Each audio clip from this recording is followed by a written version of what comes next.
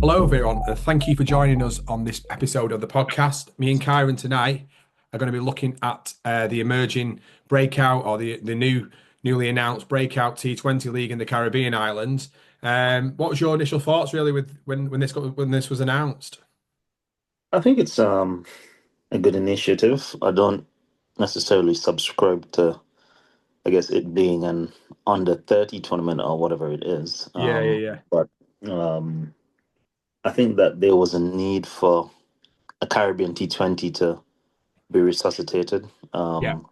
I guess in light of,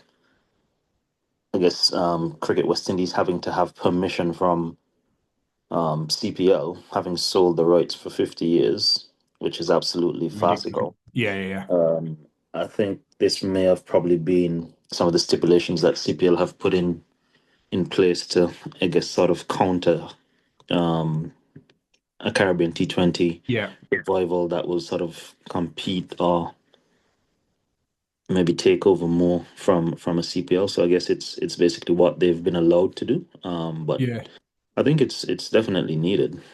So into like the criteria was to do with obviously the volume of games that you played first class wise, and then from a franchise T20 perspective, and then also from an age range perspective. Do you feel that was the right idea, or could they have limited it more?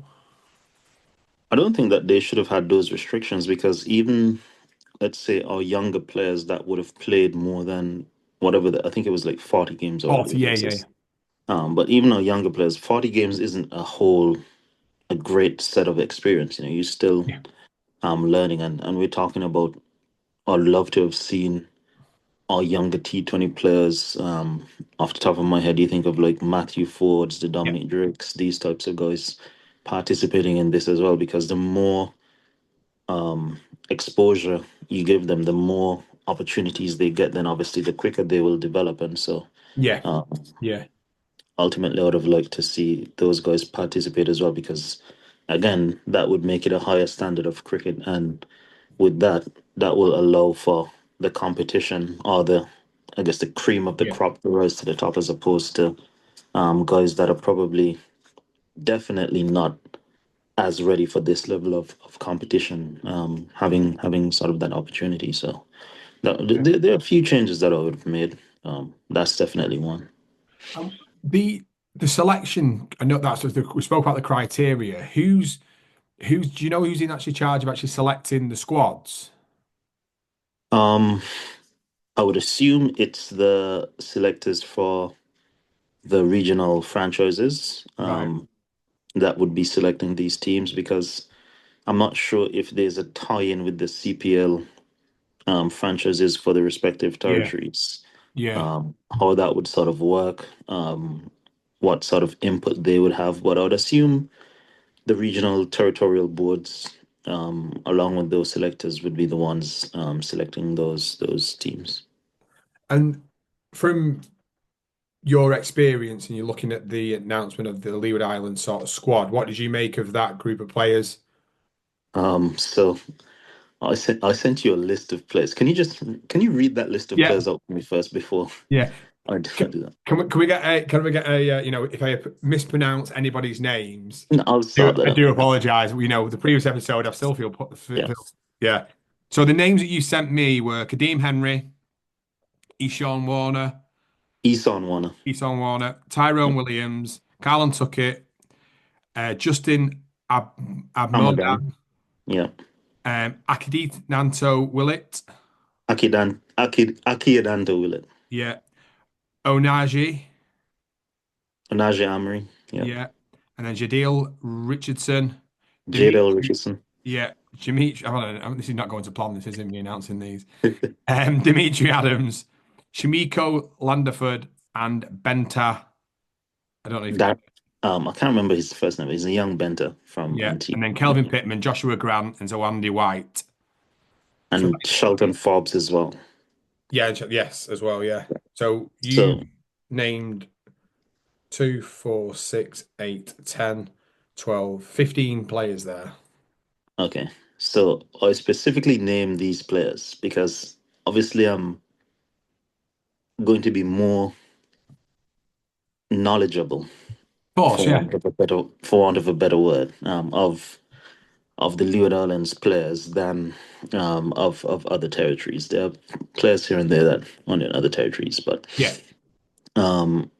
you look at that list of players that are named as opposed to the team that the Leeward Islands would have announced. Yeah. Kadeem Henry just played in the Super 50 tournament. Yeah. Um, Willett just was in the Super 50 squad. Dimitri Adams was in the squad. Played a few games. How can then they go from being in the Super 50 squad for the full Leeward Islands team a few months ago to not being able to make this team, which is sort of more their age range and should give them an opportunity to Yeah. go and perform and expose themselves? Yeah. Kadeem Henry, in particular, has now gone on to score a first class century, Yeah. having a very good season for a first season. Yeah. He's someone that allegedly um, has been touted quite highly by anyway by that by people in the Leeward Islands, but I don't want to call him what I want to call him on here. Okay. And so this is someone that bowls with both arms as well.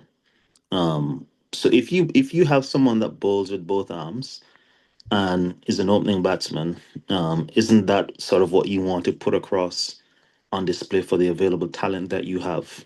A Carlin Tuckett had a very good season last year, Yeah. having an even better season Yeah. this year. Fantastic season so far. How is he not in a Leeward Islands No. breakout tournament? Kelvin Pittman has been in the West Indies Academy for some time. He's Yeah. played CPL for a few different franchises. How is he not in this Leeward Islands team? Um, as I said, that list of names that I just provided there, those are guys that have been in and around the Leeward Islands senior team setup, anywhere spanning from this season to 3 years now. Yeah. Um, I would have thought that these are guys that have been invested into for quite some time. Yeah. That list of guys, and so you look at some of the guys that the Leeward Islands have selected. It's baffling to me. Um, I don't think a Kofi James should be in this team. Um, I think that there could be opportunities given to other players. I think Kofi James has had more than enough opportunities. If he is to sort of get exposed, it's not going to be from a breakout tournament. It's going to be him Yeah. I know what you performing mean. at a senior level. Yeah. I don't want to see a Casey Carty in a breakout league. Casey Carty pretty much made the ICC ODI Team of the Year Yeah. Yeah. Yeah. last year. Yeah. He's a West Indies contracted player. You're Yeah. doing him a disservice by playing in this because Casey Carty performed well in CPL last year as well. He went on an 18 tour to Nepal before the T20 World Cup when Yeah. they were preparing. You know what Casey Carty is. If you want to give him an opportunity, you play him in T20 cricket. You don't need to Use them have him in a in breakout. this. Exactly. When you wanted to play Shea Hope in T20 cricket, you didn't put him into a breakout league. No, you put him in. Shea Hope went and played franchise T20s and got himself to a state where the West Indies had to pick him and then he performed. Yeah. I think Casey Carty's done that through CPL and through his one day career. Yeah. I don't even need to explain Casey Carty. He shouldn't be playing in this tournament. No. What I am excited to see though is that there's this young leg spinner in the Leeward Islands team that I think that should have made the West Indies under 19 team a few years ago. He's Mackenzie. I think it's Micah Mackenzie. Micah McKenzie, yeah. Mika Yeah, McKenzie, yeah. I think he's a good young prospect. I don't know what they've been doing with him after he's finished with under 19 cricket, but he's a good young prospect. Obviously, there were a few. There were sort of 4 or 5 guys from Nevis that made the West Indies under 19 team, and generally, once you make the West Indies under 19 team, the Leeward Islands franchise is a franchise that sort of rewards those guys and gets them Yeah. into or around the first class setup in some way, shape, or form.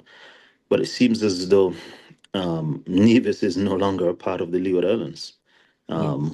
It's been absolutely baffling what's been happening to players from Nevis, and I'm not gonna sit quiet and just let that happen. I think that's absolute ignorance on the part of the administration. Whatever your personal views or discrepancies or grievances are, I think there's a level for personal and a level for professionalism. And I think that's what's hindered Leeward Islands cricket for a number of years now. Lack of proper leadership and professionalism. Yeah. And so I don't want to sit here and have these young players suffer because of ignorant people at the helm. So I hope that that changes. But on a whole, I think that there are quite a few players from that list that I just mentioned, because there's a guy there from Antigua by the name of Isan Warner, and Yeah. he's been coming to trials for, I'd say, maybe 2 years or so now, 2 3 years. Talented left-hand batter. I think he bowls a bit of off break as well. But I think that something like this for him would have been a big confidence booster as well, Yeah. because this sort of fits into how he plays his game. And I think that an opportunity like this for him would have been ideal. Unfortunate that he's not going. I think that I can see, for example, someone like Mikhail Louis playing this, because obviously he's been playing Test match cricket. Yeah. He's played his first season of CPL. He's now deemed, I guess, somewhat of a senior player already, but he's only into his second year, so he's still inexperienced. Yeah. So Massively that's why, experienced. yeah, that's why someone like him, I can understand playing this and continue to get reps in him, Yeah. even in a different format, so he can continue to expose and explore his game. So I think that something like that's a fair call. I think that he probably needs this as well after a few rough series. If he can go and just sort of, free up himself, because sometimes Yeah. that's what a batter needs as well, is to play a different format and Yeah. Of just course. release all that stress. Not worry about getting out. Just go and have fun, and that could definitely make a shift in performances in a different format as well. So I just think that on a whole, those guys that I mentioned, I think barring a Zawandi White, who I think had a surgery on his leg. He was in the franchise last year but didn't get a game or anything. But I think he's a very good player as well. Yeah. And so there are lots of extremely talented young players in and around that Leeward Island setup, and that's just the ones I've mentioned. They've got a batch of, let's say, anywhere between under 19s to under 21 Yeah. across the Leeward Islands that are amazing talent. But again, how can I don't think the chairman of selectors is actually the chairman of selectors. I think he's just a face. Right. So I can't even say much about him. But how can you expect, I guess, the right teams to be selected or the right talents to be identified when you don't have consistent Leeward Islands tournaments? No. If you do, it's not to the length or breadth where everyone plays everyone. It's a few games and then tournament's over. Yeah. So you don't give the players a chance to play, to showcase their skills, showcase No. their talent, and be identified as people for, okay, this is the batch of players we have at 30 to 25. This is a Yeah. batch of players at 25 to 20. This is a batch of players we have from 20 to under 15. So you can identify different age groups of players coming through, Yeah. and make it sort of a worthwhile endeavor. So I think that's probably the biggest problem there. From a Leeward Islands standpoint. From a tournament standpoint, there seems to be lots of new names, a lot of guys that I've not heard of before. Yeah. So it's something that I'm definitely going to be interested Well, that's in a good viewing. thing because Yeah, this is it. This is this yeah. breakout tournament. This is where you want to these unknown. You're privy to the idea you mentioned there about Mika. Sorry, I forgot his surname. Mackenzie. Yeah, being a 80-year-old leg spinner. That's what you want to see is somebody, what you're watching the game thinking, wow, bloody hell, he's a good player, him. And Yeah. that's what you want. Sorry to interrupt you then. No, no, no, that's fine. But as I said, from a regional standpoint, I don't know, I guess, the finer details of how teams were supposed to be constructed. I think it was mandatory that you had a leg spinner in each team. Is that is Um, that is that come is that come from the top then that? I think so. Right. But what I would have liked to have seen is if they structured it in a way where you had each team had one senior bowler, one senior batter. Yeah. So Yeah. like that there's that You get that seniority, yeah, that connection, so that definitely. the senior bowler can help the junior bowlers through a spell when Yeah. something is gone wrong. The senior batter can help the junior batters through a spell. Don't just pick a senior player for the sake of seniority. No. And that being sort of that 27 to 30-year-old bracket, Yeah. those guys needed to be specifically handpicked by. So each team was told, okay, these two guys are your two guys, and you build a Yeah. foundation around that.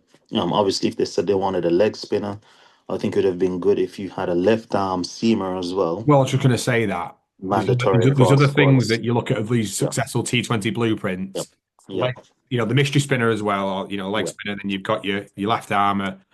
Someone you look at the pinches, but I think that's something that's within the Caribbean quite comfortably. These this raw, destructive batting style, but someone maybe to rotate the strike. I don't know. Like Yep. you look at various Exactly. blueprints.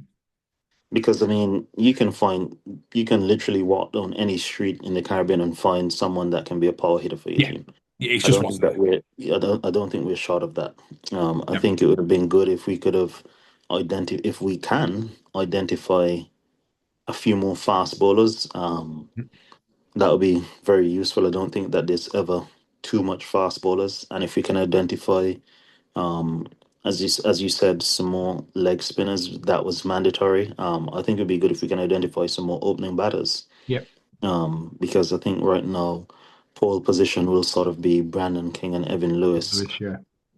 Johnson Charles is obviously on the older side, and if we can identify some quality all rounders, because obviously Andrew Russell is a lot older now. Don't know what the situation is, why I guess the likes of chemo Pauls, etc., aren't being considered for selection, but that's an area that we need to identify as well. Yeah. So I think we have definite addressable points that need Yeah. to be looked at throughout the tournament. But then apart from that, it's just exposure to talent. Yeah. There's a few guys that I do know. So like the obviously the Shakir Paris, the Yeah. Mikel Gavaya. Yeah. I'm excited to see how Nathan Edwards goes because he's been in and around that Leeward Islands setup for a few years now, but he's at the academy. Yeah. He opened the bowling for TKR in the CPL. Yeah. So I was quite surprised that he didn't play for the Leeward Islands in the Super 50 tournament. But having said that, now he's got an opportunity. So it's fully up to him to, I guess, showcase what he can and can't do. And that's the case for most of the young guys around the Caribbean. So, we fast forward 6 weeks' time, and this, series has become a success, and we've seen some breakout stars come to the party, and then we move to say August, September time when the CPL starts, and these lads haven't made it into the franchise setup because of some of the older players who are still around, and you bring in some of the big stars around the world. What do they do then with their game? Do they just have to wait 12 months again to go and showcase their talents, or how do West Indies cricket keep the momentum on board if this series is a success? Well, I'm not sure if the CPL franchises have already selected their core group of players. Not yet, no. Okay, so it could be something that CPL make mandatory that two players are selected for each territory. Nice. It could Yeah, be further streamlined where um, yeah, this identifies talent that goes into the West Indies Academy next batch. yeah, It could be further streamlined that this identifies X amount of players that go on and play for the CCC next year. yeah, And it can even be further streamlined where each franchise, each regional territory has to select a further X amount of players for their squad. So maybe developmental contracts, or whatever the case is. In addition to, so there are different ways that they can incorporate a number of these guys into the system. They can also be sort of a development team. So just as the West Indies Cricket Board has Yeah, A teams and the academy, they can now be a development team. yeah, Because if you look at the different territories around the world, you look at in Asia, for example, they have the under 19s, they have the development teams, they have the the academy teams, they have the A yeah, teams, they have so many different teams. So there are different ways that you can sort of yeah, incorporate these things into a system, yeah, depending on definitely. appetite and the financial ability to do so, I guess.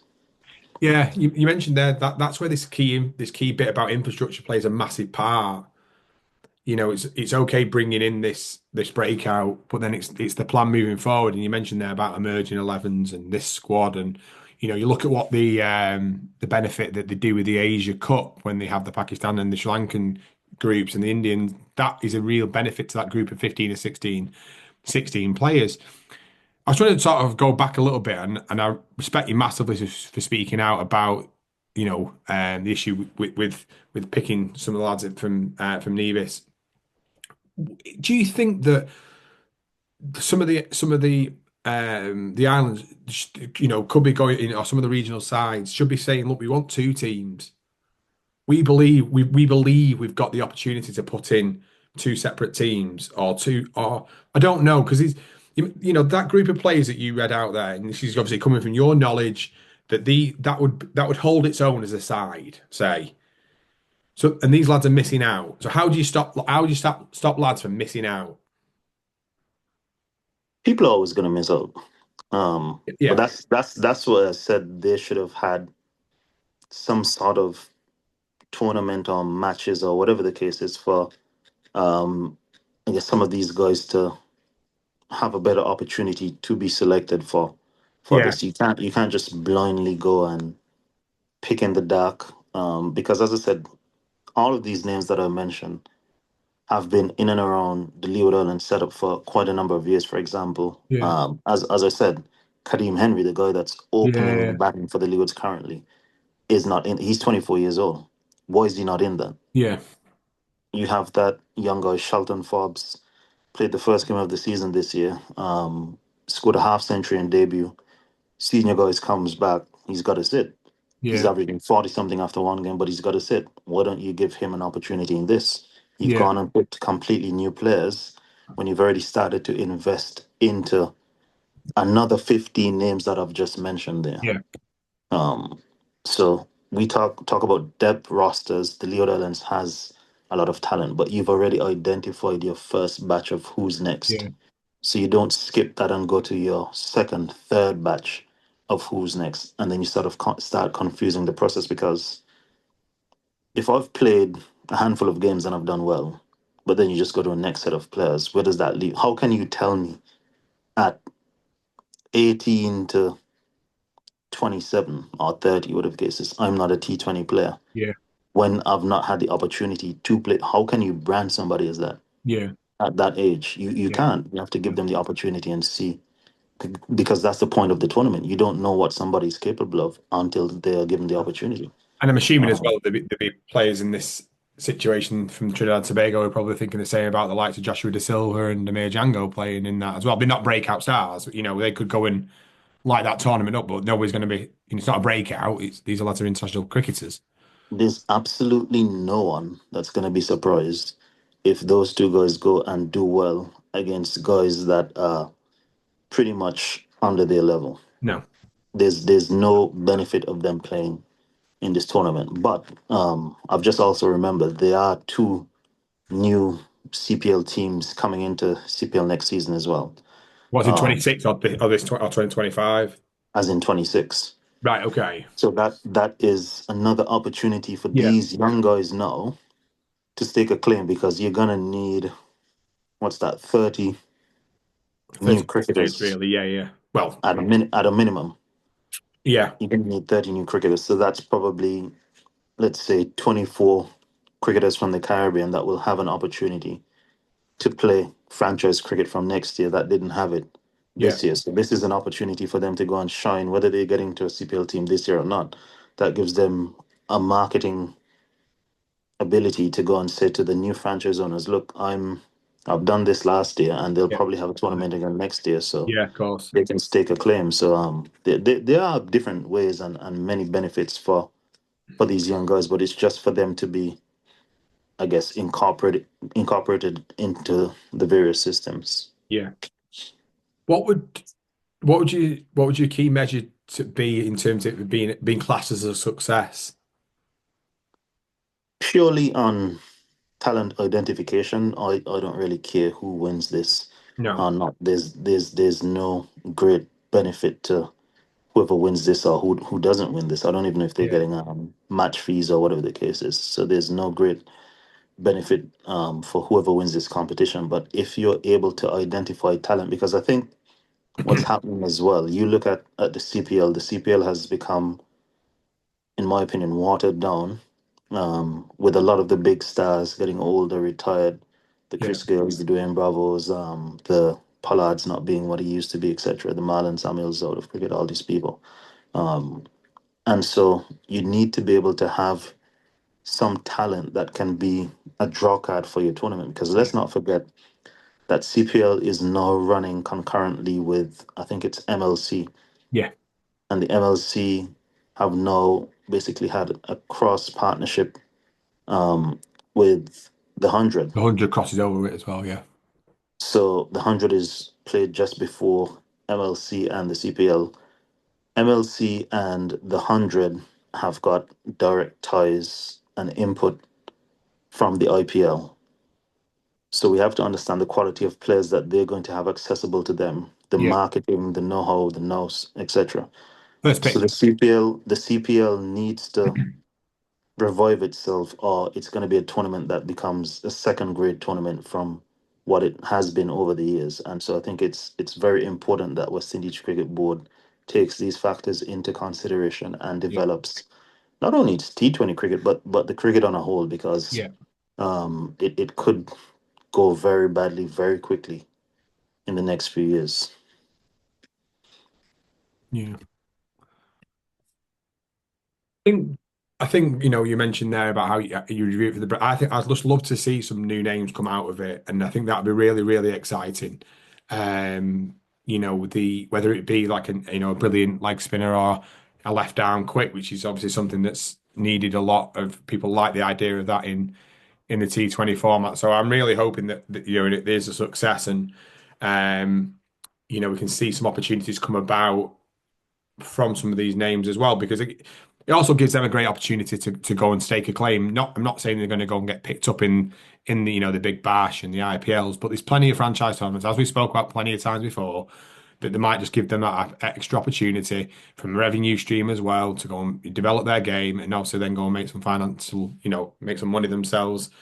So I'm hopeful that, I really hope that something like that happens and it's given a nice opportunity, for these to go and kick on. I mean, you look at what's happening right now. The IPL is on currently. Yeah. The PSL is about to start. There's no shortage of opportunities across the world in terms of T20 franchise leagues. No. And West Indians are known to bring a certain X factor, That's it. whether it be power hitting. I think it's as you said at the start, it's a great opportunity for someone that's more of a refined batter that can sort of hold an innings together. Yeah. Those types of players as well, because we talk about having power hitters and stuff, but where the West Indies generally fall short is because they don't have guys that rotate the strike well enough in between those boundaries. So if you can identify a few of those guys to go along with the power hitters to keep the innings going, I think that'll be a very good find as well. Yeah, definitely. And the other thing I was wanted to add as well, and I'm sure we'll discuss it over the pod over the next few months when it happens, but I just hope they get the exposure as well. So I hope that it's watchable for people. I appreciate they've got the YouTube streams that go out domestic, and I hope that it's pushed out across social as well, so people are aware of what's actually happening and people can watch in and people can see how players are going along and things like that. Because it's okay playing it, but you kind of want that exposure Yeah, for people to, when you want the success stories to be seen and things like that, really. So that's another important thing I'd like to see. yeah, 100%. So, I mean, it's an exciting opportunity. Let's see how it goes. I think everybody's sort of looking forward to it. Definitely. It's going to be fun for these young guys, but I hope that apart from fun, it's high quality cricket from them, and I hope that they understand what's at stake because it's an opportunity um, to catapult yourself into I guess further further cricket far afield from what they would have been playing now. And if this didn't happen, God knows where, when, how Yeah, they would have gotten an opportunity. So I definitely. hope I hope I hope that some guys really grasp the opportunity. No. Well, yeah, lovely to get your insight as always, Kai. And, I appreciate your honesty when you're speaking about Leeward Islands as well, because, it takes, some ball to speak out like that as well and so openly. So I appreciate that and massive respect for you, mate. No, no, just I mean, obviously, Leeward Islands cricket is something that I know quite well. Yeah, it's close to your If heart. there's anything that I know in this world, so I just know that there's